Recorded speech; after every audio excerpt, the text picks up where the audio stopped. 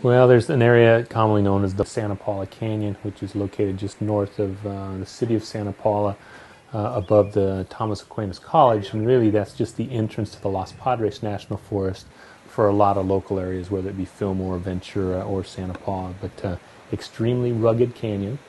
So I used to routinely run there. Matter of fact, I hiked that about a month ago just to get a feel for how things have changed. And my family, both my wife and my daughter, hiked in last weekend there. So I'm pretty familiar with the Punch Bowls area. It's a huge attraction for people, and a lot of them go there and start jumping off the cliffs.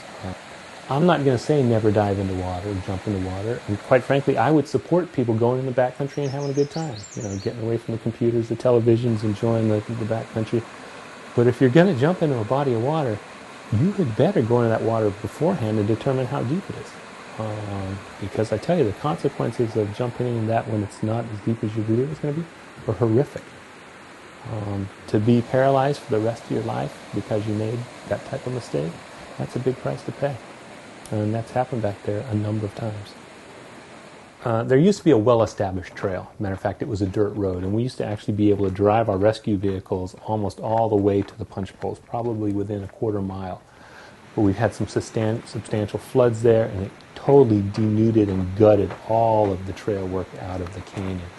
Since that time, it started to grow back, and the trail now hasn't been maintained. The Forest Services, they just don't have the funds to do that.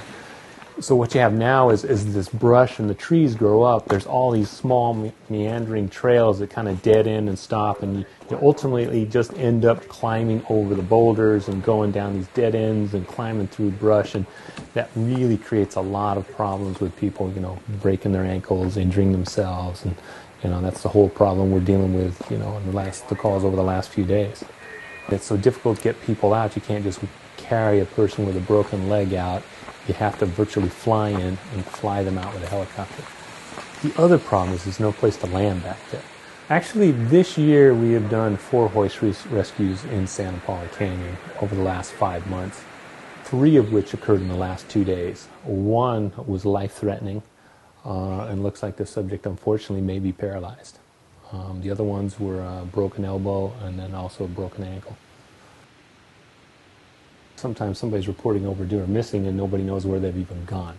People think, 3-4 miles, I can hike that easily. I do these little 10K hikes on a flat paved road in the town, and it doesn't take very long to accomplish, an hour, maybe an hour and 15 minutes. But hiking over this type of terrain is going to take 3 or 4 times longer than that. Plus add a little bit of heat back there. During the summer it gets hot, some water crossings, your shoes get wet. And now that hike that you believe was going to take maybe an hour, 2 hours, turns into this 6 or 7 hour ordeal. The sun goes down, you're disoriented, now you're lost, and we're sending a helicopter out to you to perform this rescue in the middle of the night just because you just didn't have the foresight really to prepare. It's an extremely rugged canyon, but it has almost a year-round water flow, so it makes it extremely attractive. And it's the probably quickest, most accessible place into the National Forest in Ventura County.